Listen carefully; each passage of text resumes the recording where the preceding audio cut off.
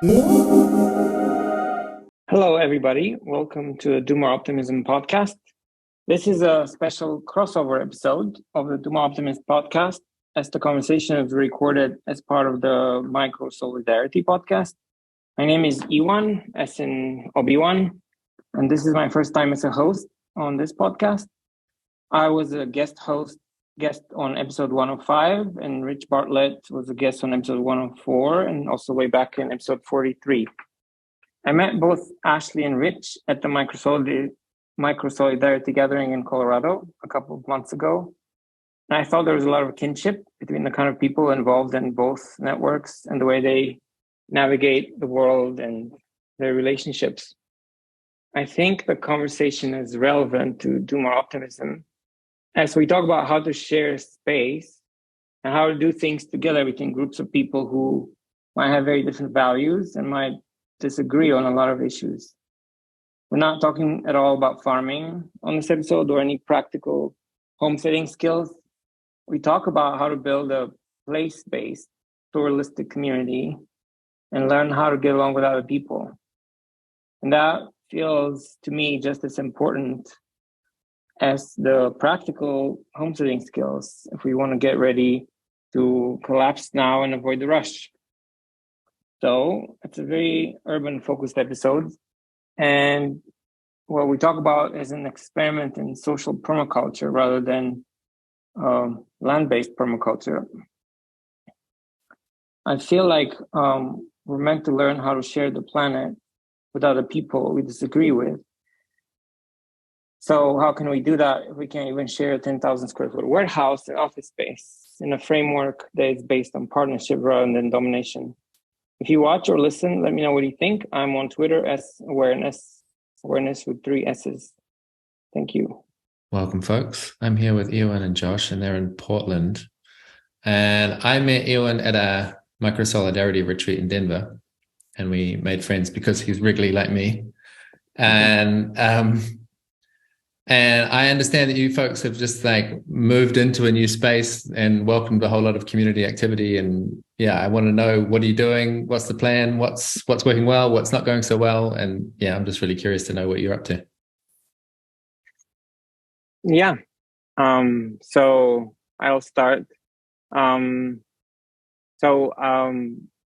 We have a building that's about 10,000 square feet, and it's about 3,000 square feet of offices, a loading dock, a mezzanine, and a big open space of about 5,000 square feet, like this, with tall ceilings, about 17 feet. And this used to be the office space for my company, and we're not using it anymore. We're using the basement for shipping, but we're not using the office and the sort of open space part anymore.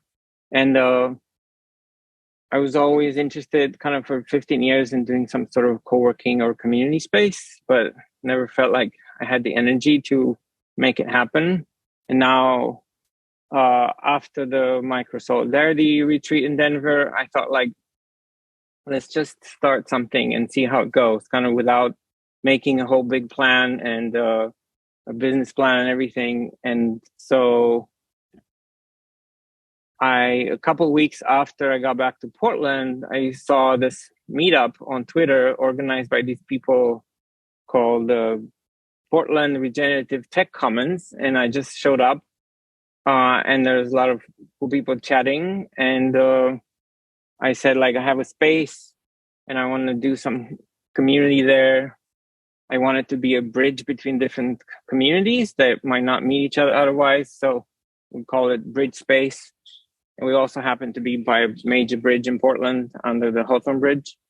So, and people got excited about the idea, and especially Josh and James, they kind of took it and ran with it. And they were basically opened kind of in a soft way a week after we met for the first time.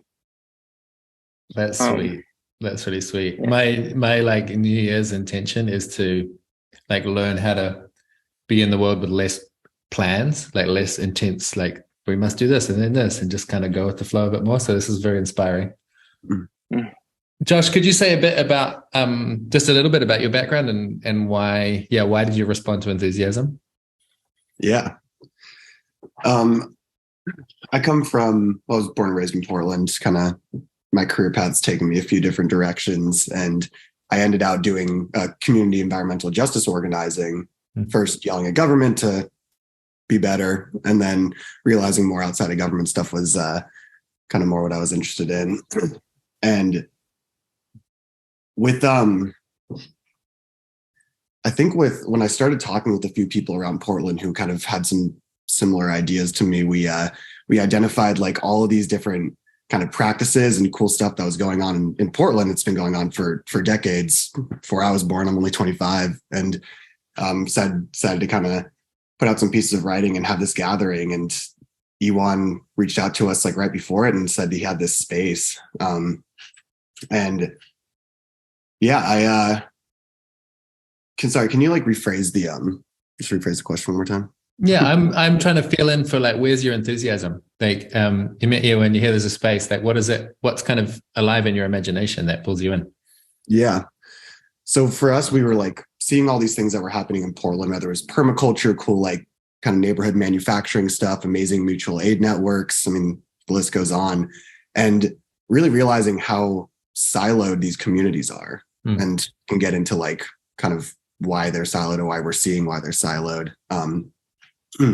But similar to this idea of like a bridge space, we wanted to create containers for people to come together, talk, and maybe create new ideas from the like increased capacity that these like aligned practices can really have. And there's some kind of political economic stuff laced in there, but really it just comes down to people talking with each other who usually don't. And yeah, that's like really where a lot of my excitement comes. Cool. Me too. I will love to jump in at some point about this question, why the silos exist. But maybe it's not the place to start. We can start somewhere a bit more optimistic. Ioan, maybe you can tell me like, maybe just I want to tune in with your inspiration. Like, why would you invite in a bunch of complexity into your life? Like, what's the big dream? That's a good question. Yeah, the first few weeks I actually wondered about that myself. It's like, oh, what did I get into? You know, but I actually realized I thrive on complexity.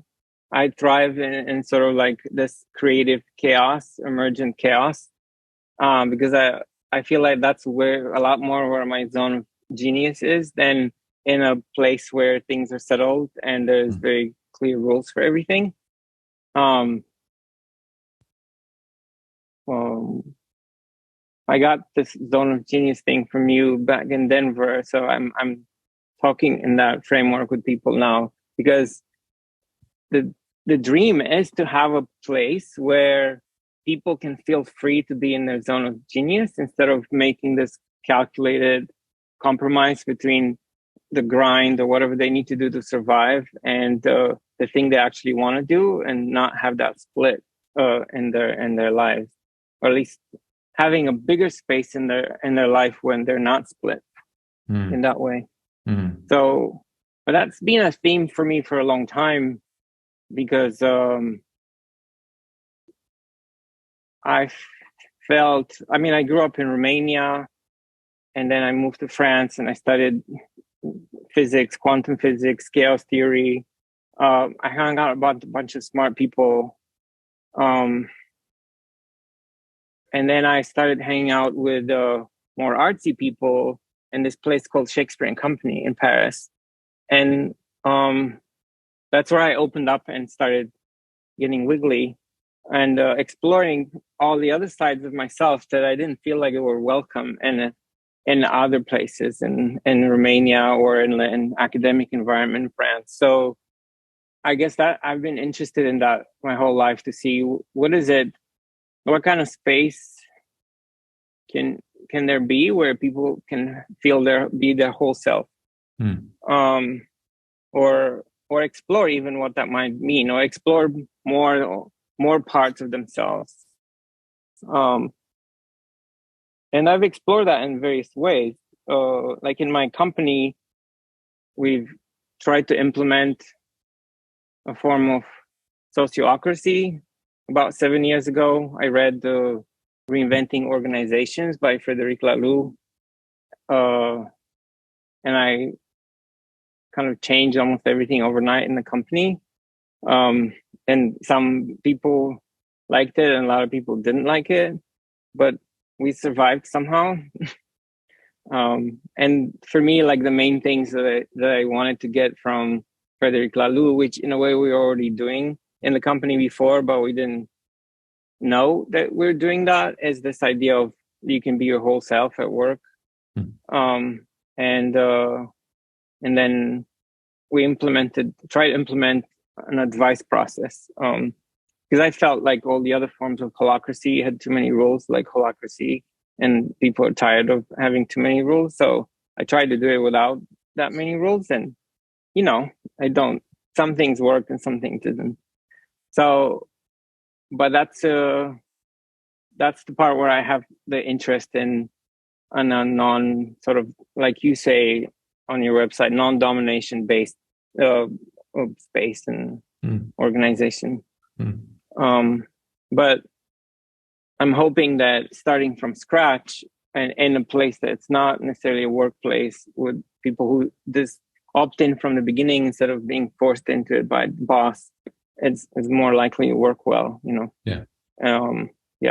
Yeah. I don't know if that answers your question, but it's helping. Like I hear the thing about, you said something like being your whole self, that there's a like, there's somehow like a spontaneous expression of who you are, and that in a lot of spaces that feels inhibited. So it's like, can we make a space where people can just actually be themselves somehow?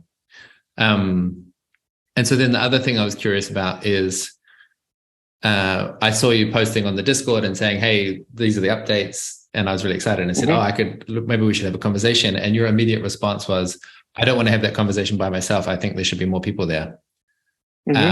So you invited Josh. And so I'm curious, like, what's behind that impulse for you not to have this conversation by yourself? Because I think that points to something. Yeah. I invited other people. It was short notice, so the other people couldn't show up, like the other sort of organizations who are already involved. But I don't want to be in charge, and I don't want it to be my vision. I want it to be something that gets collaboratively formed.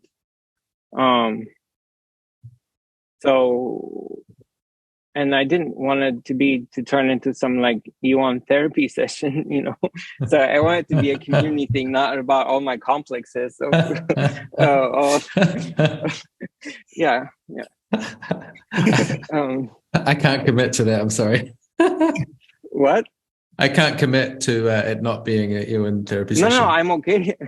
I like getting all the therapy I can get. It's just that I think it's more interesting if it's not focused just on me. Yeah.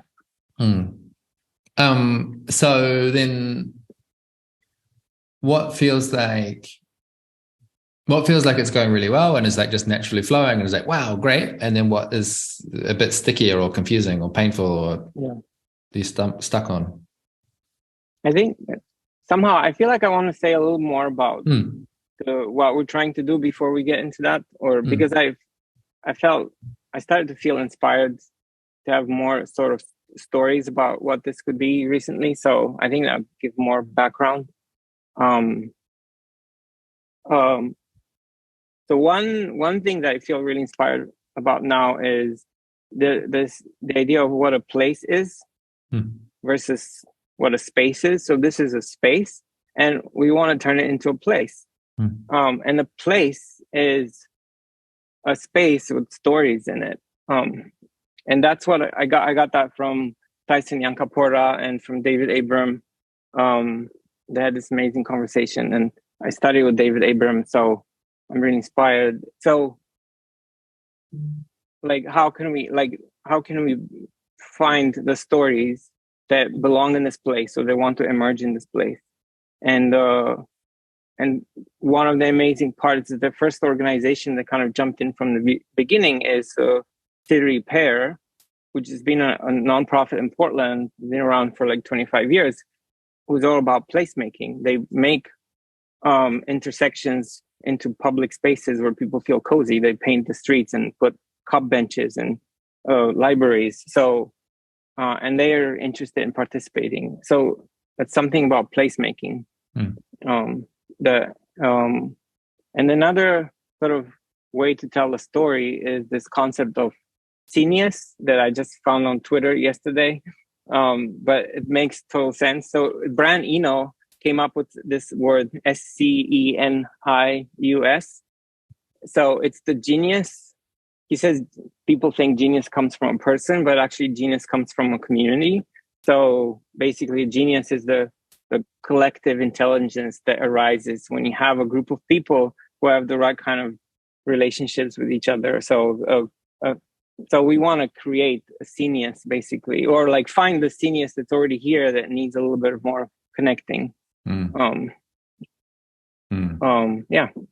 And I've just seen like how, I think it was even yesterday on Twitter, like it seemed like 15 or 20 different people just jumped in when they saw the photo of the space. And it's like that level of enthusiasm and readiness, like it's like a flood of water coming into a space, like it's like, it gives me hope that there is a Scenius that wants to emerge, it's like there's all that. That was kind of what you were saying too, Josh, that there's like a lot of activity happening, and it's like how do we give it the right shape so that it can see itself and come online?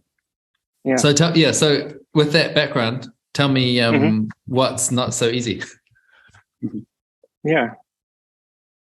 I think at this point, what's not so easy is that we don't have any structure, and we don't have any. So we need like to have it clear who has what role. There's a lot of people involved, and who are very generous with their time and energy. But we don't have any structure. But who has what role? When is the place open? We have a calendar, but so far, like I've kind of made the decisions on accepting or putting things on the calendar because other people don't feel like they have the power to say yes. So those are the things that the structure part that I feel is not there yet. But I'm curious about what Josh, would say about what's not going well. Yeah. I guess for me, there's a couple things that are interrelated. The overall idea, and there's probably different ways to say this, but the idea of a shared reality and creating a shared reality within a community. And that's, there's writing and storytelling and just being in relation with people that builds that. And then I'm just kind of still exploring that idea. And then I think within that is finding common language. There's been certain times when different people from different communities have come into the space and been talking about pretty similar ideas. And like, I can tell that they're pretty in line, but just the language that they're using to say these like similar things just creates more conflict when it's not really, I don't want to say not necessary, but it's just like not really there. Yeah, totally. I think there's a whole process of like the group kind of working out what are our definitions, and like if that's not held in like a skillful way, it can be a really frustrating, painful, like a conflict that just seems like it takes a lot of energy and doesn't really generate much useful results. I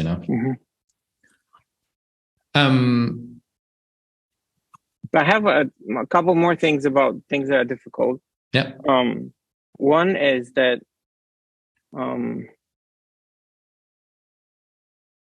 we how do we say it? We're still in our honeymoon. So in the honeymoon where people are just chatting and there's no pressure, or like there's no financial pressure yet, and so a lot of stuff is like how to prepare, knowing that the honeymoon is going to end soon, and so we want to be ready for that and knowing that it's coming. So and anticipating that. And another thing that I think is harder to talk about is that I'm really interested in making sure that people who come in from different groups and want to be involved feel like they can maintain their own culture and their own way of doing things while still interfacing with other people who are here, and they don't have to conform or figure out like, oh, what is the culture of this place? How do you need to do things here? I want to make sure that it's very clear that that everybody can maintain their own way of doing things. They don't have to agree on stuff. They don't even have to talk about things. Like sometimes to the extreme, and to the extent that we have a clear structure of how you share space, that you don't have to spend time in endless meetings or have to show up on meetings. There's a and that's the kind of structure I'm interested in, and I think that's hard. Or I don't know a lot of models where that's the case, because my impression is that a lot of these kind of spaces form around one group.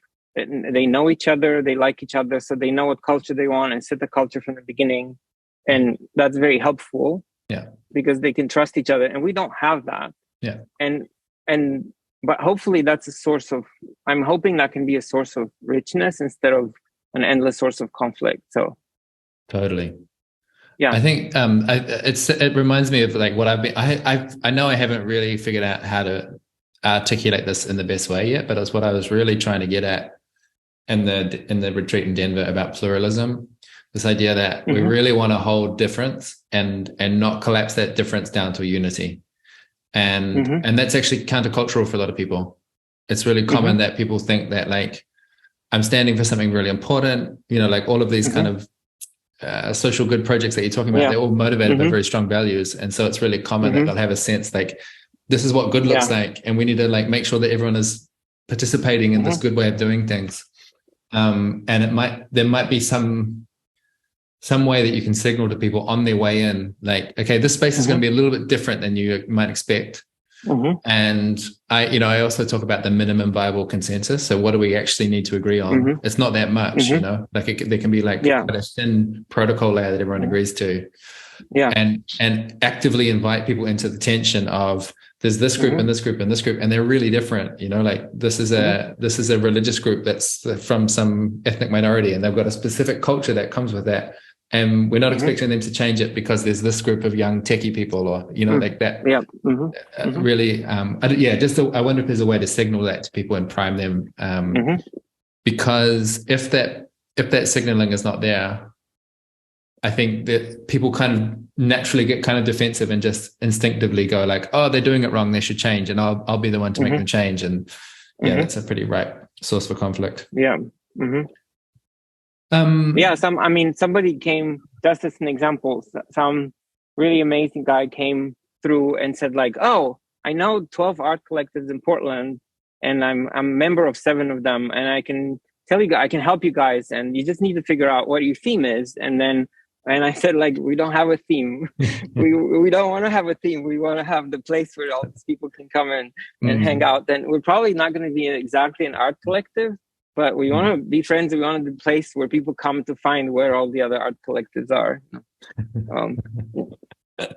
I'm so familiar with this challenge of like, it's supposed to be complex. Like we can't pin it down. That's the point. I want to tell you a story. So there was a whole crew of us that met during the Occupy movement in Wellington.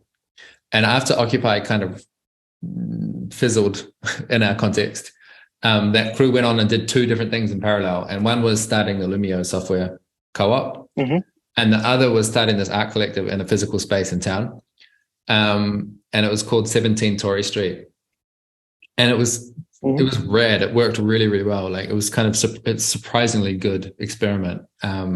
First of all, we were just lucky that we were given the space to use for almost free for a few years. And it was like an amazing space in the middle of the city. That was a huge advantage, obviously.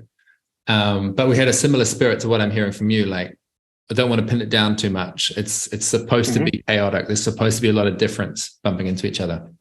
And so even like, how do you write the website for that? It's hard, And so what we came down to was, so there was a little crew of us at first, and we wrote the website like, hey, we've got the space. It's a big opportunity. We don't want to define it too much. these are some of the activities that we've imagined that could happen, just to give you an idea. But don't be constrained by this list. Just take it as inspiration. These are the hard constraints. Like, we have to be careful about noise. There's time limits, There's some certain things that we can't do. And here's an application form. And if you want to use the space, just fill in the form. And we had a policy of basically accepting as close as we could to 100% of the applications. And it was just, you make the form, kind of long. So there's a little bit of effort you've got to go to fill it in. And the way that we ran it was every event needed to have a liaison. So like, there's someone from the team who's like interfacing with the person, giving them the keys, making sure they understand the rules and all that sort of thing. And then at the end of the event, we say, hey, if you're interested, like the way that the space works based on volunteers. So if you want to be a liaison, you can join. And so having that kind of low barrier to entry meant there was always like 4 or 5 people that were willing volunteers that had capacity. And there was just like a constant slow turnover. And the systems were really efficient. So there was like a Google Calendar. We used Loomio for our decision-making about what things could go ahead, like just super, super lightweight, and tried to run it as efficiently as possible so that it didn't take meetings. We didn't need to have any meetings. It was like every couple of months we'd get together for a social, but we weren't having to spend a lot of time. And just by maintaining that attitude of like, it's an open invitation, we don't know what the space is for, you have to tell us, meant that it did over time cultivate a real significant kind of diversity that I don't know any other way to get at. Like people came that we never even kind of knew existed, and then made it their own place. And so that was like really, really successful. And I think a lot of it was just about driving the coordination cost really, really low, so that you could just have a few people contributing a few hours a month, and that was enough to keep the thing rolling. Yeah, that's exactly what we're looking for, and it's sort of a little bit what's already happening. What do you think, Josh? No, I like that, like lightweight, low overhead almost idea. And I mean, that's kind of like what you said, Ioan. We kind of have that going right now.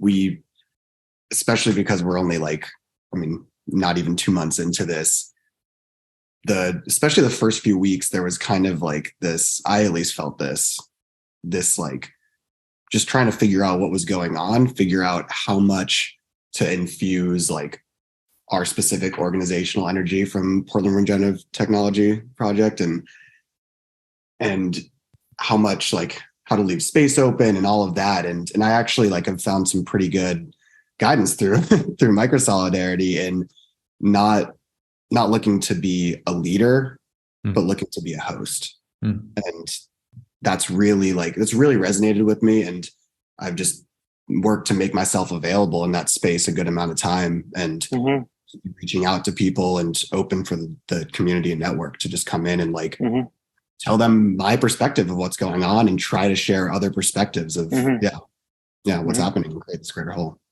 Yeah, that's so sweet to hear. I see Josh, the way he takes people around on a tour, and he's amazing. He's just the way of just having this beautiful, warm energy, and people feel welcome, and they open up, and then they end up having these crazy conversations about lots of other things that have nothing to do with the space. And I think that's the genius of it, Josh, how did you learn? Where do you think you learned that kind of hospitality skill? I've realized over the last few years that almost my entire life, I've been an organizer. I mean, one, just shout out to my parents for raising me well. But I've always been an organizer. I grew up in the Jewish community. I was doing Jewish youth group stuff, went in through high school sports, was doing stuff in college. And then after college, every phase of my life in actually very distinctly different types of communities been organizing. And I've really just kind of realized through that how much just meeting people where they're at, and being real, and just a one-on-one conversation with somebody who doesn't totally feel safe entering a space, or just is hesitant at all, and just listening, literally just listening and asking questions. It's where I start off. It's so good. It's so good. It's in my mental model, my own political economy is basically what the world needs is like a movement of hosts. It's like a movement of people that understand how to meet someone where they are, understand that they don't feel totally settled and safe, and give them that experience of like, I'm going to help you get oriented, and I'm going to listen to you, and I'm going to have some curiosity and feel that social engagement and connection. Like, it's awesome that you've got it without having necessarily had to like really hard. Doesn't sound like it was really hard for you to get that. Well, I saw these small intentional things where like there's a new person and they're stuck in this group conversation and not going anywhere. And Josh is peeling them off and taking them on a one-to-one tour. And it's perfect. That's so good. Yeah. That's so good. Yeah. I mean, you can also organize the furniture to kind of try and prevent those large group boring clusters, right? Yeah. And just like an ending note on that, as like, I really appreciate the conversations and thoughts that you have, Rich, on like identity. And when I've been organizing for a while now, and as I've gone more recently into more political and I guess more serious types of organizing, there's like, I've been analyzing more and more my privilege and my identity. And with who I am and my experiences that I've had, I recognize that one of the roles that I can play is, like you said, like I said, meeting people where they're at. And just really, I see that there's a lot of different perspectives out there. And like most people in the spaces that are currently and like have historically existed, most of those perspectives have not been accepted or even given space. And just really like want to work towards that also. Yeah. I think in the spaces that I've been in that actually felt they had genuinely cultivated a diverse set of people who feel ownership there. This quality of hospitality is the main ingredient, in my opinion. It's not the political analysis. It's not the having the right things written on the wall about this is what's important to us. Like, I'm sure that's important in some way, but the thing that makes the difference is really, can you actually meet someone and give them your respect and your attention equally, even though they've come from a really different context and they're bringing different values with them and showing up in a way that might be a little bit jarring or confusing. Like, can you actually hold that? And to have someone that's, playing a core role that's modeling that out to the rest of the room is like completely crucial. I wanted to pick up, I think you said, Ioan, I wrote down anyway in my notes, who has the power to say yes? And that was one part of the story that I wanted to highlight, that that when we started our space, we were clear there's like a core team, and then there was this concept of a liaison, and like there's like kind of defined thresholds, and like this is how you become a qualified decision maker. And so I was just wondering, how do you imagine people going from Josh is showing them around the space and they're going, oh, my imagination is popping, to like now they are now in a role where they can show people around, or they can make decisions, or like have power? Yes, that's a good question, and I guess I don't know, but so far what's happening, it's some sort of this like basic vibe check that's kind of, we don't even necessarily talk that much about, but like there's like somehow there's a vibe check at the beginning, and then there's the people who, and it's basically by people showing up. Whoever shows up and spends time in the space just becomes part of the core group by showing up, and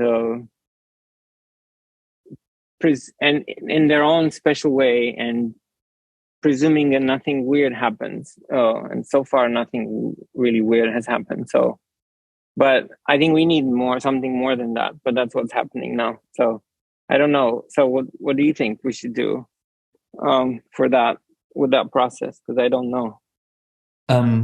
At some stage, and maybe it's too early to do this, but at some stage it's really useful to run the lens of like, there's a certain percentage of people that are essentially psychopaths. And they're what? They're psychopaths. Right. And it's like 3% or something like that. Like, it's a significant percentage of people.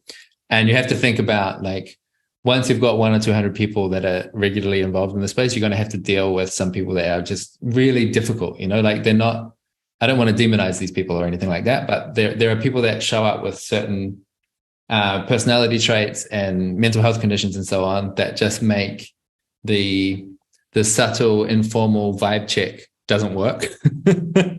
And a lot of the reasons that these kind of emergent community endeavors fall over is they're not resilient against people who show up as bad actors. They might not actually be intentionally being bad actors, but that's how their impact can be. And so for me, there's like kind of an art form of defining just the right amount of structure so that you have, so for example, like with the space that I was describing, we would invite you to be a liaison, like there's an explicit line that you cross and that you've crossed it, and then you say yes to cross it. And it's not by default, it's like most people will get the invitation, but we always have the option of like not doing that. And we're not super public about it as well. Like if you were just a casual user of the space, you wouldn't even really know that there's this kind of like core team. It wouldn't be that obvious to you. And so like having some kind of definition about how do you come into this circle of decision makers, I think might be something to do in your honeymoon. Yes.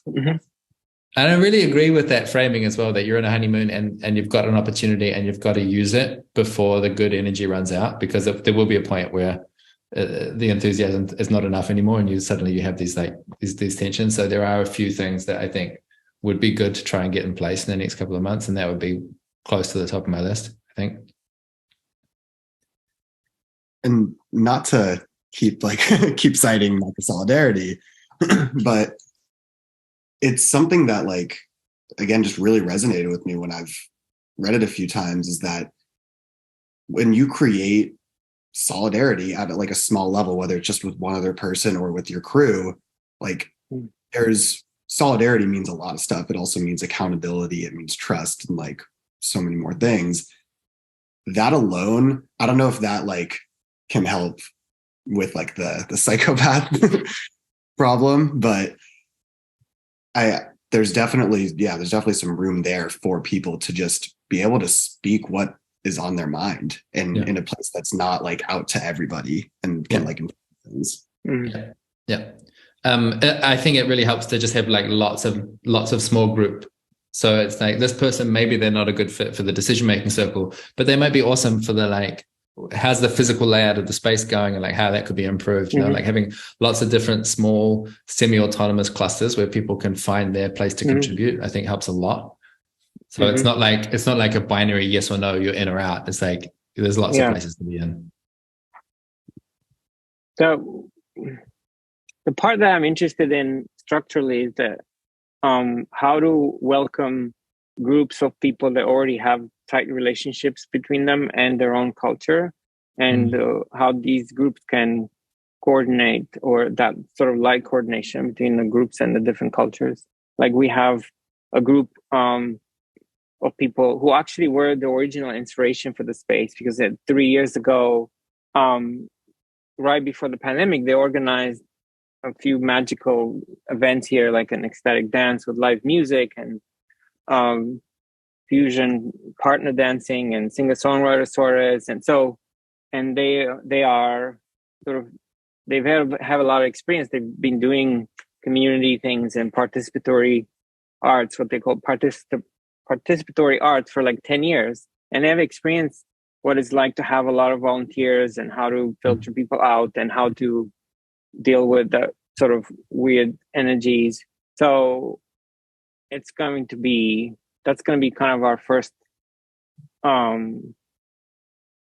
question, is like, do they feel safe enough, or what makes them feel safe enough to be involved in this, knowing that there's a bunch of other like younger people who don't have the experience of having had like 10 years of doing community things together, who will take some things for granted, or so that's the so that's the question. And then there's like City Repair that has their own culture of doing things for 20 years, and hopefully we stay open to other groups who have their own culture and figure out how to fit in the space. like the teapot people who have been just hanging out on Twitter, for the last 2 years. Yeah. And the teapot people from Twitter, they really bring a distinctive set of norms, which are different from what I'm imagining from the people you've described. Like, there's a really different political analysis going on in that crew, which I really love, but it's different. What comes up for me? There's two answers. One is leaning on that hospitality side of things. So, like, is there a good afternoon or an evening to get everyone together and to eat food together and to just have an opportunity for like a representative from each group to do like a 5-minute, hey, look, this is what we do. This is what we're excited about. That, just a little bit of social contact and maybe some facilitated, like make sure that you distribute all the people around different dinner tables or something like that. So there's just a little bit of opportunity for people to meet. So that's a more like just create the social fabric side of things. My instinct is not to do too much collective governance there. My governance impulse is basically what I would often do is like there's like a decision-making phase before consensus, which is about one person going around bringing a question to one group. So like going to the city repair people and saying, what would be like the minimum set of agreements you'd need to feel really safe and secure in this place? And then just get a rough sketch of what they have in mind, and then take that and take it to the next group and say, I've been trying to figure out what would be a minimum set, and I've got these ideas. What do you are there any that stick out to you? Is there anything missing? And kind of like just gradually one by one, take it around the circle, and see if you can, in your role as being good with complexity, sit in the middle of that and see if you can just feel, there is a minimum viable consensus here, and I can just bring it to the group and say, hey, I've talked to a bunch of people. This is the first draft. I know there's some things missing, but is this good enough to roll for the next 3 months? And then just put a mark in the calendar and say, we're going to do this again in 3 months. And I'm just describing that process as opposed to starting from a circle with 8 or 15 people or something and saying, what should we agree on? And before you know it, you just have everyone's like projections and triggers and polarizations all like trying to get resolved simultaneously. That's like very difficult to impossible. Yeah, that makes sense. Yes.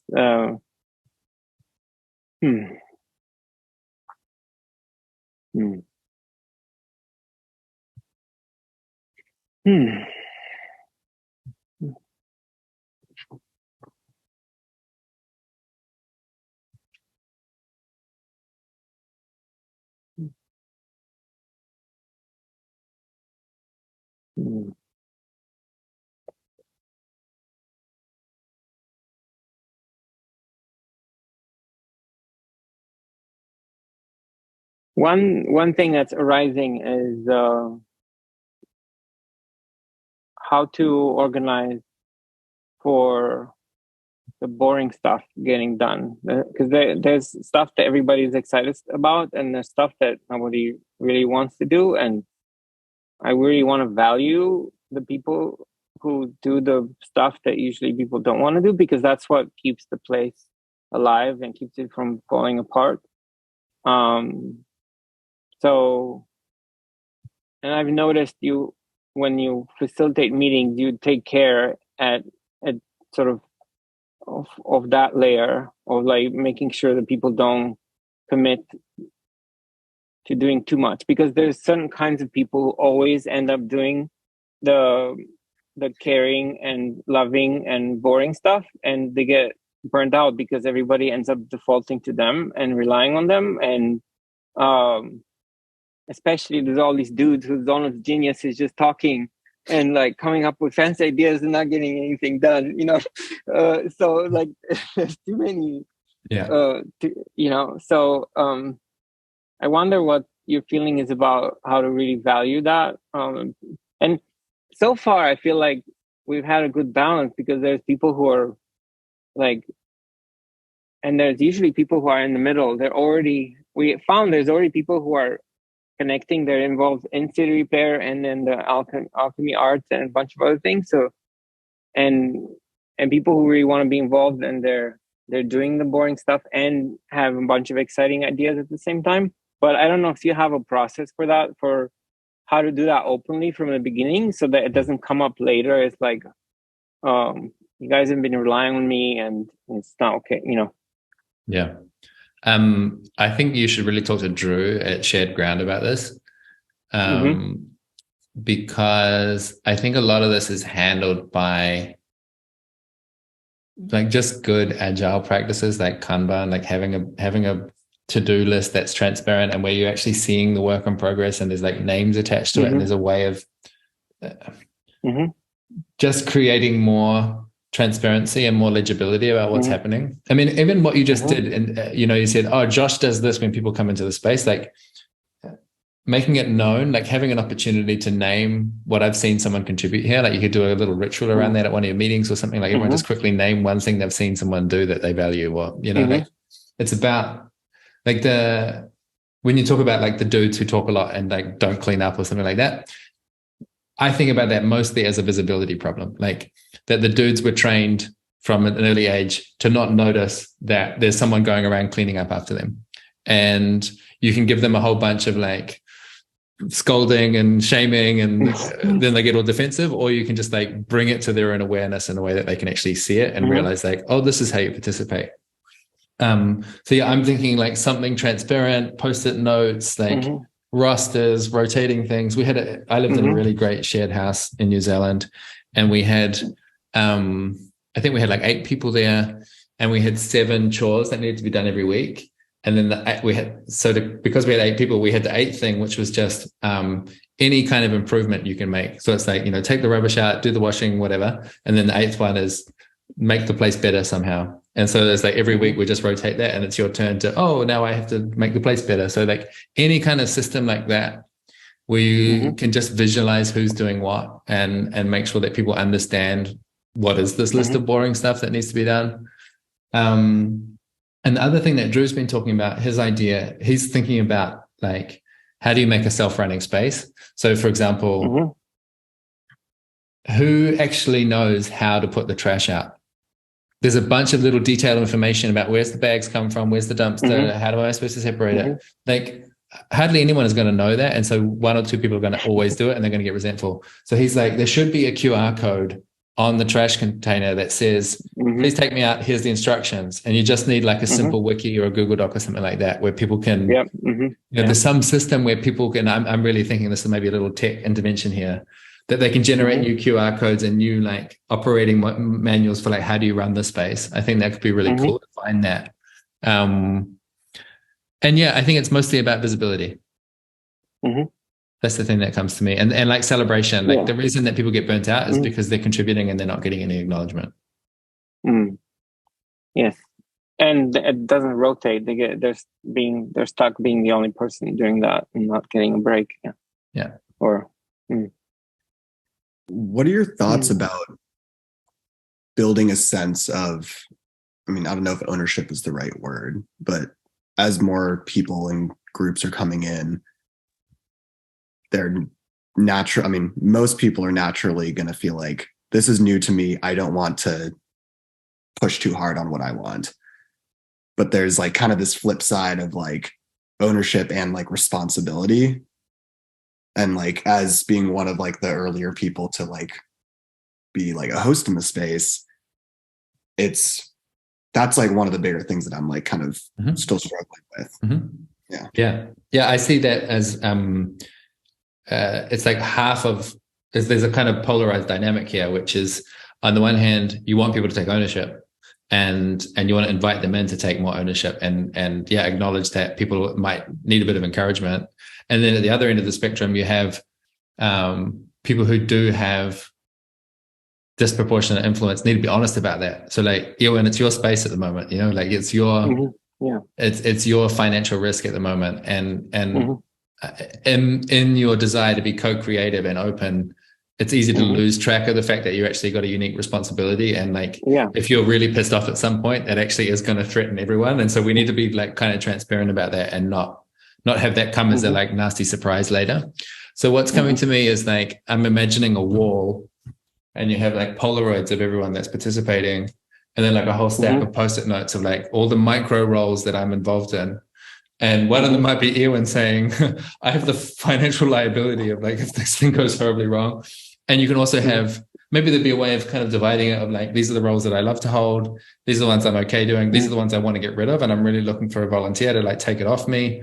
And that could update, once a week or something like that. Like just, and then when someone new comes in, I could imagine a ritual or something of like, after they've been there for a few hours, it's like, so what's your first micro role that you want to pick up? Like what comes to you? Like, is it just rearranging the furniture a little bit, or is it no, I've got this really bold project or and so that I think people feel one of the ways that people feel they belong is when they know what their contribution is.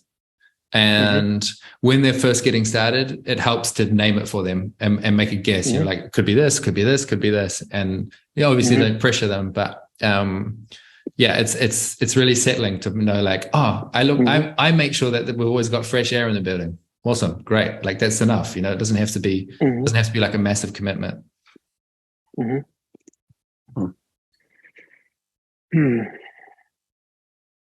you have any post-it notes on the wall at the moment? No, we have them on the table, but people haven't put them on the wall yet. And but we have lots of walls to put. We have giant post-it notes and small post-it notes. So maybe we need to start it, seed it, and then people add stuff to it. Drew and Abby both have got awesome experience with how you use the wall as the main governance mechanism. There's a thing called the Community Mastery Board, which is a way of like kind of hearing about things that are not going so well and then processing them really rapidly and like coming up with suggestions about how they can be improved and that sort of thing. Like there's lots of stuff like that. I'll make a note. I'll find you a link to the Community Mastery Board because that's great. That could be perfect for this context. I think the other thing I want to say that's really important, and it's a bit like what I was describing with making this decision by going around one by one, is having that rhythm of reflection.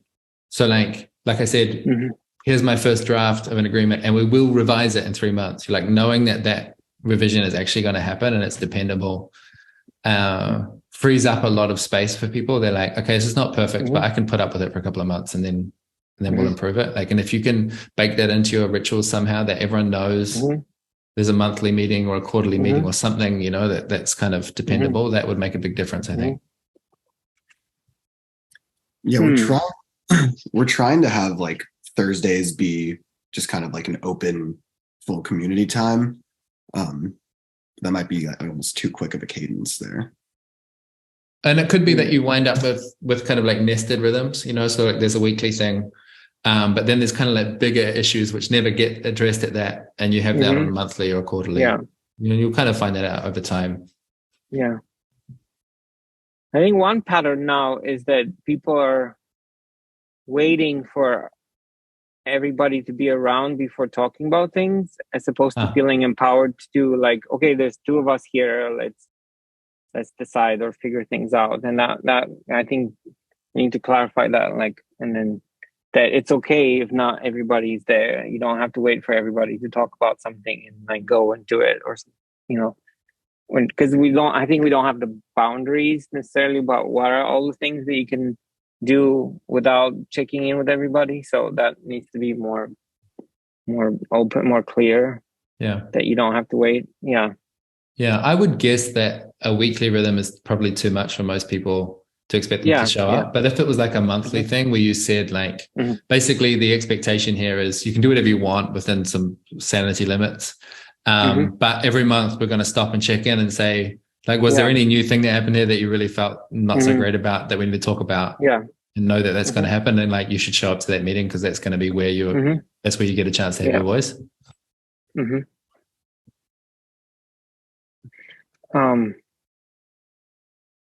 One thing I'd like to talk about before it's over is about money and the sort of the different forms of value and different forms of capital that people have and bring in exchange in this space.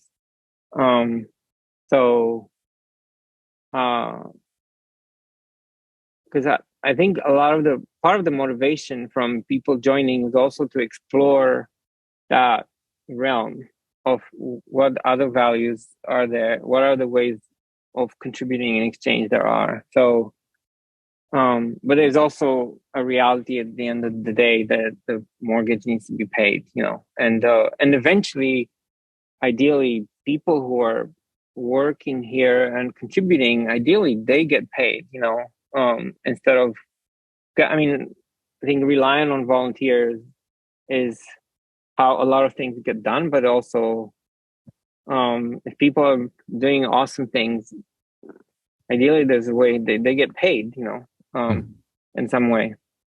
So we have some basic sort of things that we talked about, or at least things I thought of, and then other people have already come up with like budgets and things, and then which I'm not even aware of, but like everybody's like thinking about stuff like that. So the basic sort of the basic boundaries are that what I offer would be that whatever entity emerges out of this is not going to have to pay the mortgage or contribute the mortgage for the first year. So we have a year to figure things out to prove that whatever is happening here is sustainable enough so that in the second year it can cover this percentage of the mortgage and whatever other expenses are happening in the place. So that's like the boundary, the outer boundary. And then within that boundary, there's a lot of people who are contributing a lot of time and energy and creativity or contributing their social capital, the fact that like they're the ones who are connecting everybody and have developed these relationships over 20 years. So they know people and people come because they trust them. Like you just wrote a very sweet tweet about me, and now the whole Vibe Camp universe is ready to come and check out the space just because you said I was wiggly in Denver. So that's amazing, So people are contributing all these things, and sometimes they contribute and it makes them feel great because they contributed that and they don't need something in exchange. But a lot of times ideally we figure out what the exchange is of energy in that way. Yeah. And usually in spaces like this, things become fairly transactional. Like this room, you can rent it for this much time per hour, and then this other room costs this much, and then you can be a member for this much, and being a member gives you access to this and that. I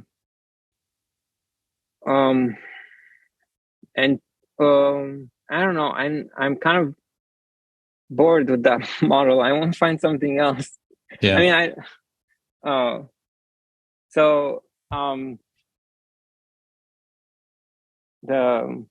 I'm hoping, like, my sort of unrealistic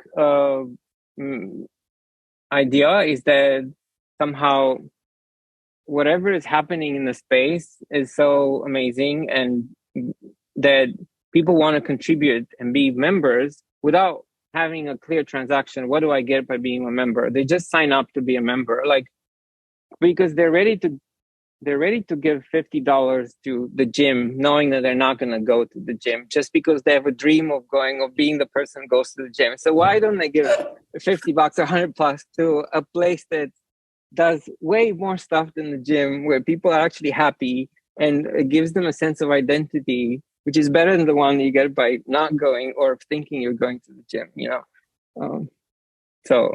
your gym for your soul, for your community soul. So I want people to feel like, yeah, I want to give $100 and maybe I'll show up, maybe I won't. So because if we get 100 people to give $100 a month, or 200 people to give $50 a month, I'll cover enough of the basic stuff. Yeah. And I think that's not realistic, but that's what I'd like it to be. Yeah. I would love it if you had a conversation with Diana from Blivanda in Stockholm, because they've had to do a lot of experimentation to find a business model that works. And I think what they've come up with is really complex. And that's what I have in mind for you as well. Like that you might find that there's this whole, all these different parts that kind of like make a patchwork. So, I mean, I would play with the idea of a membership that's a very low barrier to entry, you know, like I've done with the Microsolidarity network. If you want to come to the monthly calls, it's $3 a month, you know, there's like just a little token that says, I don't want to keep anyone away, but I also want to put people in the frame of mind of like, there is some kind of value exchange going on here. And there's a little threshold. So like, it could be interesting to play with that sort of level, $5 a month kind of thing.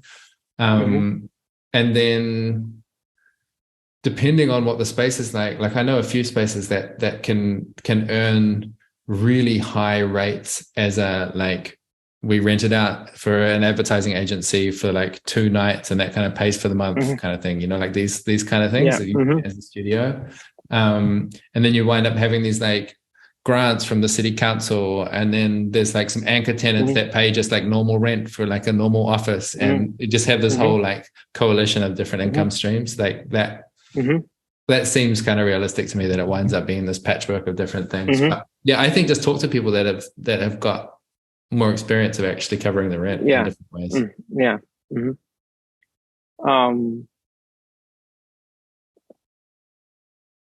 So I guess one question I have is around the basic, I mean, there's going to be 2 modes of interaction in a way, just to simplify it, that people have access to the space by volunteering and doing the work that keeps the space alive. And then there's some other people who want to use the space but cannot, or volunteer, or don't want to.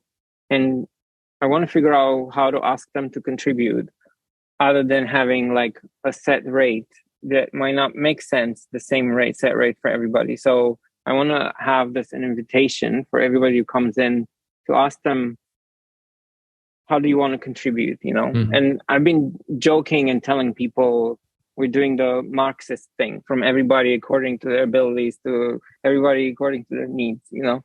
But people are uncomfortable. They want to know, like, okay, I want to use the space. What do you want? And I put them in this uncomfortable place to think about how they want to contribute, which, you know, some people are up for and some people are not, you know? Yeah, it's complicated. One couple of things that come to mind. One is, it is like, you can't put too much on them, you know, like that you've got way more context than they do. And you actually have to help them make a good decision. Like, you can't just sort of say like, contribute what you want. Like, you're not going to get good answers from that usually. So there needs to be a bit more guidance. What comes to mind is just have really good parties once a month, and just have a ticket price that people are excited to come and pay $30 to go to a really good party, you know?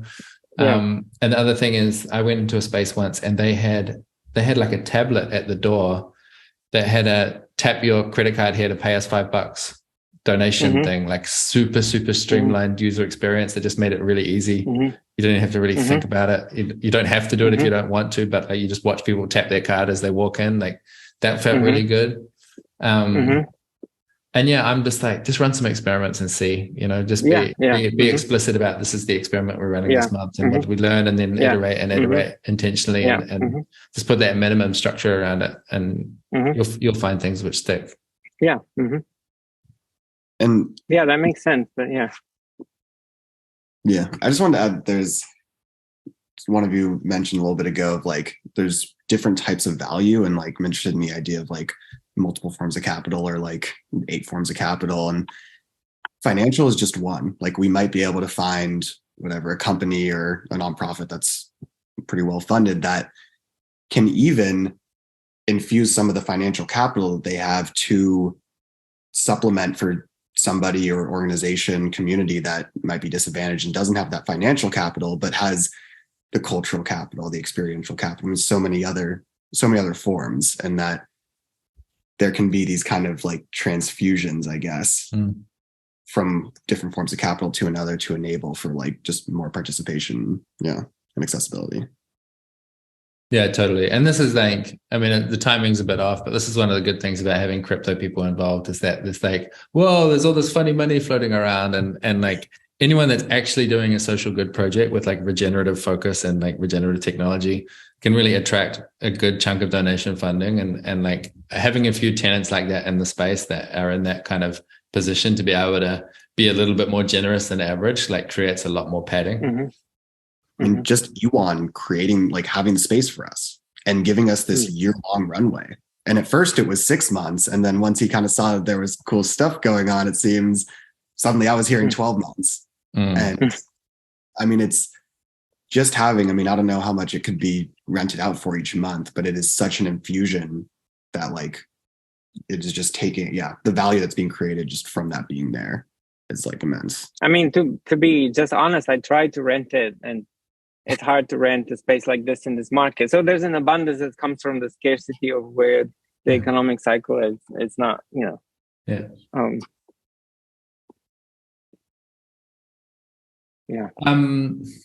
I don't have to have a hard stop, but I have noticed my attention span is starting to disintegrate slightly. So I wonder if each of us have any last, like one, if you think about like, as you're going, well, we're heading into the weekend, but then the following week, like what's up ahead of you?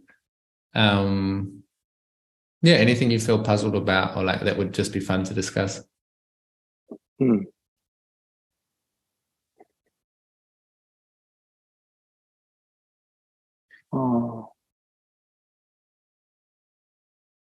I think it'd be fun just to have the recording of this chat as a way to show people kind of what we are about, and that'd be like, it's a great calling card. So I really appreciate you doing that, because like it's kind of a first barrier to entry. You wanna be involved. Like you spend an hour watching us talk about stuff just to see what the vibe is. Do you have it that much energy?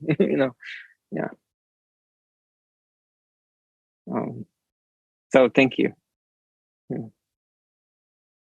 And kind of on that note of just making things legible for people, showing what's going on, having different mediums for that. Different people need to take in information in different ways. And in the process of creating this shared reality or scenius, it's so, it's hard. Somebody walks in the door and if they don't have context, like if they got invited by somebody, they have no idea what's going on, and it takes time to like show what's going on. So I don't know. That's just, something that's constantly in my head, but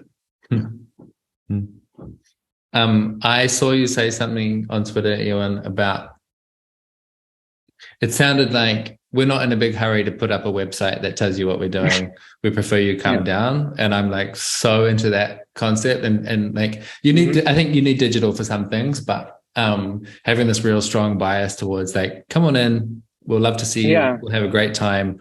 But if you're not coming in, you're not really our priority. Like, I love that. I mean, I was enjoying the attention, and sort of I felt like I was flexing some sort of like, yes, we're about getting together in person, and that's why we're not gonna put the website up first. But I wonder about that tension, because without a website, it's hard for people to understand. But also, like, if you don't come in person, I don't know if we can't do the vibe check through the website, right? And then like we don't have enough of a vibe solidly existing, so that we can put it on the website, and then people get enough from the website, not context, that they'll just get it, because words, are words. And so there's the balance between being legible and being illegible. Like how long do we need to stay illegible until there's enough sort of culture established that it won't be disturbed by having a website? I don't know. I mean, there is a sequence to things, and I think you're kind of like feeling it out intuitively. What comes to me as I reflect back on the conversation is there's a few pieces. So there's one, I want to define this thing around power and roles and who gets to say yes to things. They have some kind of threshold that people know they're crossing. I want something about the minimum viable consensus and defining like what are our expectations of each other just at a minimum level, and kind of dealing with people's wishes for that to be a lot bigger than it is and saying, no, that's not actually happening yet. And then something about rhythms, something about just like making sure that there's a rhythm of experimentation. People know that those reflections are happening. I sort of feel like getting those things in place with just the people that are already here and the people that are showing up, which might take a couple of months to settle in. And then just like gradually, like then start thinking about the money, you know, a little bit further down the line, like then start thinking about the website, then start thinking about how do we attract more people, those sorts of questions. Like I would just, especially focus on getting that rhythm right. And then you're in much more, you've got much more agility to handle whatever's coming your way. Right. That's just my hunch. Yeah, no, that makes a lot of sense. Those are like three things that are basic, and it won't be easy to actually get them to happen. So we'll need to focus on that. Yeah. It also reminds me of something Charles Eisenstein. I really love Charles Eisenstein, and you know, sacred economy, gift economy, and he said, like in a piece, like the best way to do something now is don't have a website, just have a word of mouth thing, and have it be really exclusive. Like only the people who are meant to hear about it will hear about it, and you don't need to rely on all these other things on Facebook or Twitter or whatever. Like the right people will find you if you have something going on that's worthwhile. You know. Yeah, I believe it. I feel like I want to say one more thing, which is on this topic of like different forms of capital and all that sort of thing. I want to move all of my livelihood to be doing this, whatever this is that I'm doing. And I don't know how to do that. And it's like one of the projects for me to really work on this year.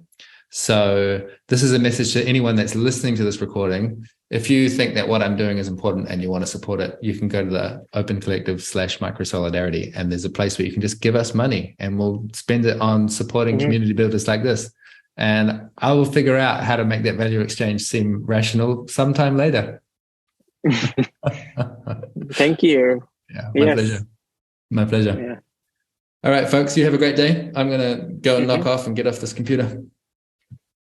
Thank you so much. I appreciate it. Yeah. Bye. Ciao. Ciao. Ciao. Ciao.